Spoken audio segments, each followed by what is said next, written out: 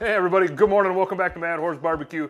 My name is Brian, and you might not recognize where we're at, or you probably do because, you know, if you're a subscriber on my channel, you're probably a follower on my dad's as well. But we are in the famous land of grills. This is like one of the I think this is like the 9th or 10th world wonder in the actual world, to be honest with you.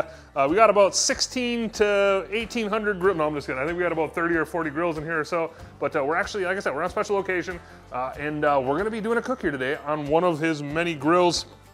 We're gonna do some bacon wrapped chicken wings on the Pellet Pro vertical smoker, the 2300 way there in the back. That one is, kind of been really jealous of that one ever since he got it. The vertical smoker kind of just intrigues me, and it seems that, you know, Pellet Pro puts out some pretty good products, so I'm pretty excited to actually get my hands on it and cook on it today and see how she handles for me. But, you know, before we get into the cook, I figured I'd just give you a quick tour of what we got going on in the land of grills. For those of you who don't know, first things first, it's called the land of grills because, well, you can't look anywhere in this darn garage and not see grills. You know, it's kind of a thing of beauty. But I'll just kind of go over some of the grills he's got. You know, we got his, you know, his gravity fed, got the char griller there and the Masterbuilt there. You know, they don't make this color Masterbuilt. He obviously paints stuff himself because my dad, as well as liking to collect grills, he also likes to mod grills. Got a bunch of Weber kettles. And one important thing to note is that there isn't a single fingerprint on any of these grills, except for now. All there is, got his pellet grills there.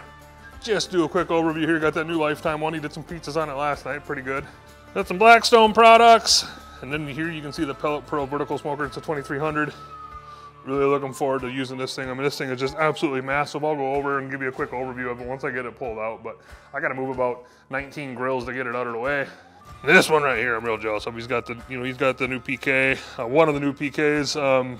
You know, I tried to trade him his old original PK grill and smoker back for this one. Unfortunately, he didn't do it, but like I said, he's got like 50 grills out here, so he's at work right now. My vehicle's in the driveway, and I highly doubt he'd notice one's missing, but really like this one. And then you can see we just got some stuff along the top as well. You know, Weber Smoky Joe, Weber Go Anywhere, got that Caveman grill, got the Weber Propane grill, another Blackstone, Weber Jumbo Joe, got the SNS travel kettle there. And he's got that new, well, new to him, Weber Char. That is similar to that, except this is charcoal, that's gas. Charcoal, gas. This one he just found at a hardware store, I believe. It's the guy, I believe the owner had it for probably 20 some years. And you know, that's the cool thing about old Weber products. You just, the best spot to find them besides like Marketplace is like little small town hardware stores, because you never know what they got. Again, you know, you can see we got some of the tabletop pellet grills here, one by Pellet Pro, one by A-Smoke, and then there's the Z-Grills one. But anyways, we got to do the bacon wrapped chicken wings. You know, we're just gonna do like 12 of them. So I'm gonna go over step by step how I cut the wings up, how I season the wings, how I wrap them, and obviously how I cook them. So let's get you inside. Let's start getting the wings prepped up. All right, up in the kitchen. Nice work area here. We got our chicken wings over here to the right. Not gonna cook all these. Probably just gonna do about 6 of them, cut them in half, you know, and separate the, you know, the drum from the flat. If you can do this about 2 hours ahead of time, get them cut up, get them put onto like a baking sheet, and then onto, well, I had to put 2 little drying racks together. Put them onto a drying rack and put them in the fridge for a couple hours. I think they turn out better that way. You know, so just for now, we're just gonna go ahead and take a wing and we're gonna separate them. You know, when you buy wings from a store, you got your full wing piece here. And the easiest way to do this is I like to take the tip right off first. So you take the tip off, you can kind of just, you can move it around and you can feel the joint.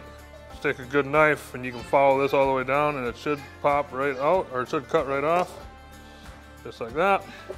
And then again, when you move the flat and the drum together, you can kind of see where they connect in the cartilage. I'm just gonna go ahead and take that wing, follow it straight down, cut right through. And then this is a point in time too to, you know, depending on how in depth you want to get on these, you know, you could just wrap them in bacon. I personally like cutting any kind of like loose stuff off of them. I think they just wrap up better in bacon that way.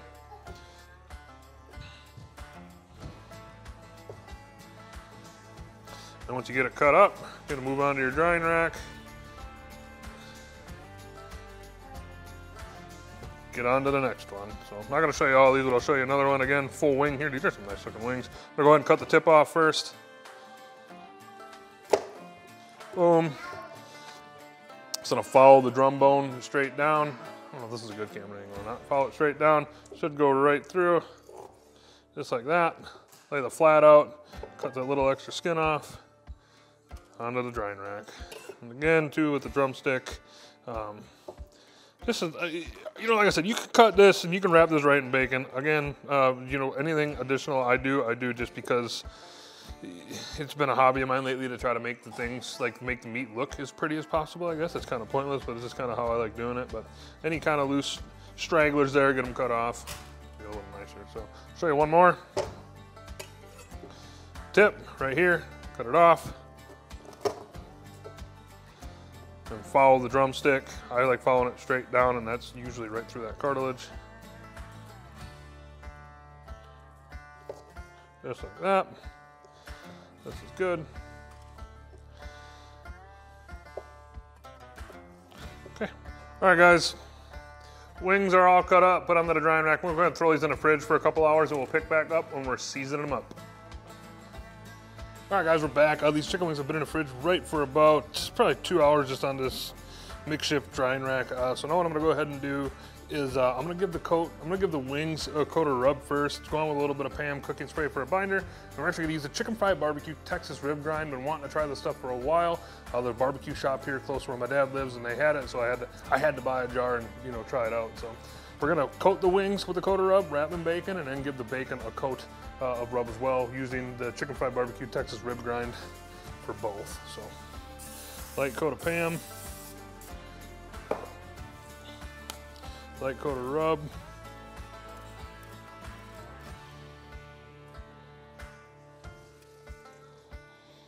coat the other side with a coat of Pam, on with the Texas Rib Grind.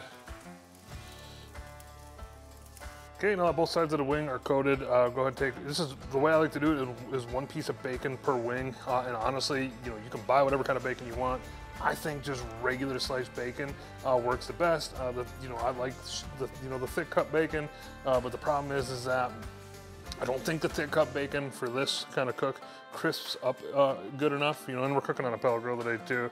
I might use the thick cut bacon if that's all there was, and I was going to use the kettle and the Vortex, but today we're cooking on a pellet. So I'm going to go ahead and take one piece of bacon, take a wing, and I like to start right on the narrower side of it.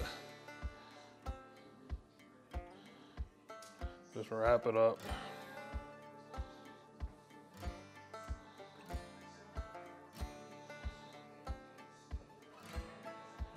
Just like that, and then what I like to do is I just like to put it right down so that the weight of the wing holds a piece of the bacon on. Go ahead and do that, do it flat.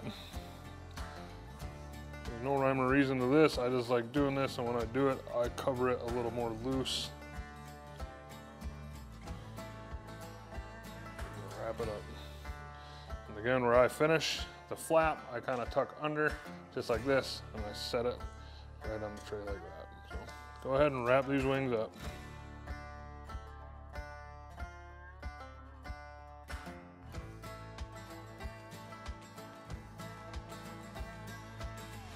All right, guys, now once these are all wrapped in bacon, I'm gonna go ahead and take the same rub, Chicken Fried Barbecue Texas Rib Grind, and go on both sides of the wings. Again, sometimes I do the binder, sometimes I don't. Today I will just put a light coat of Pam on both sides.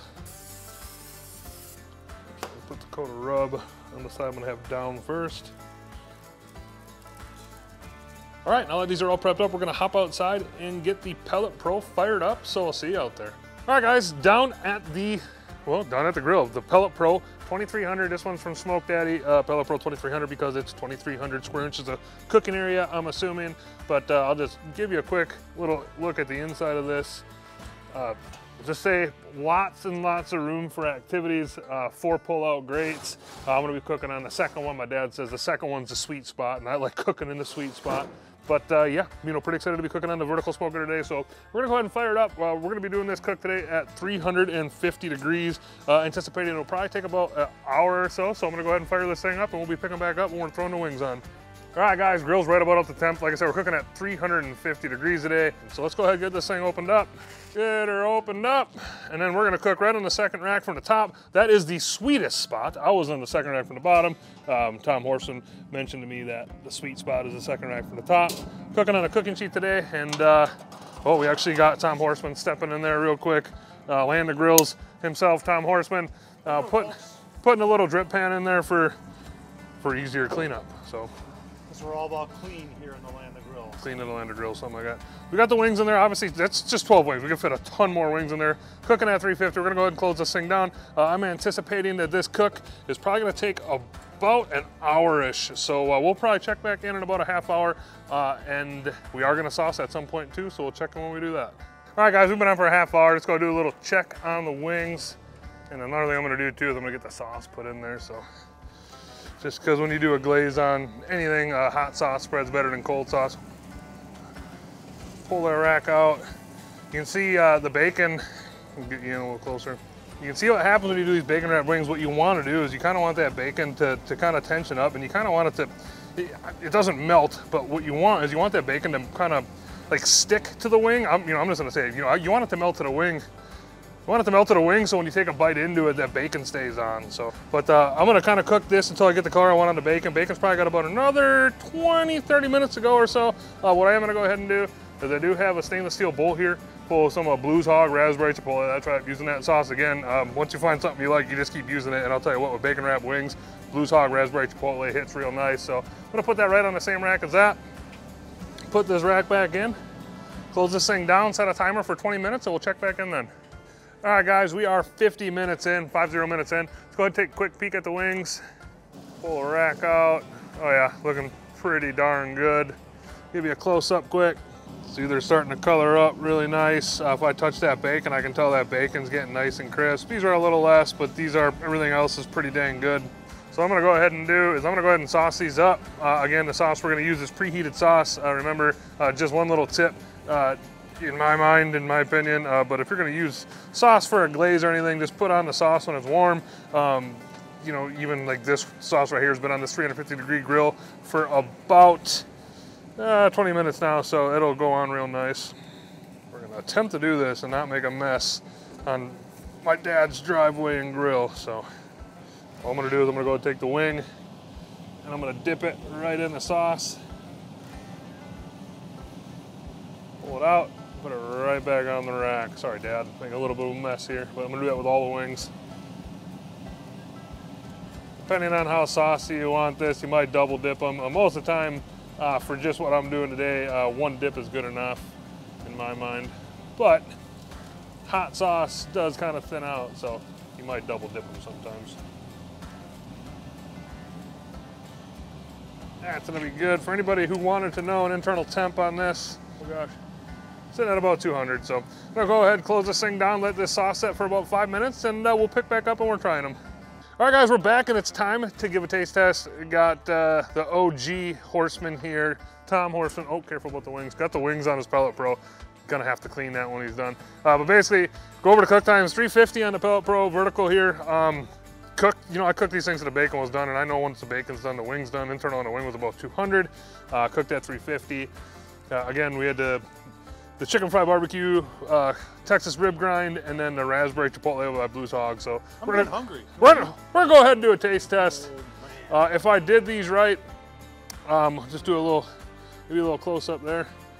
And that rib grind looks really, really good on there. But if I did these right, when you bite into it, the bacon should stay on. Just like that. Man.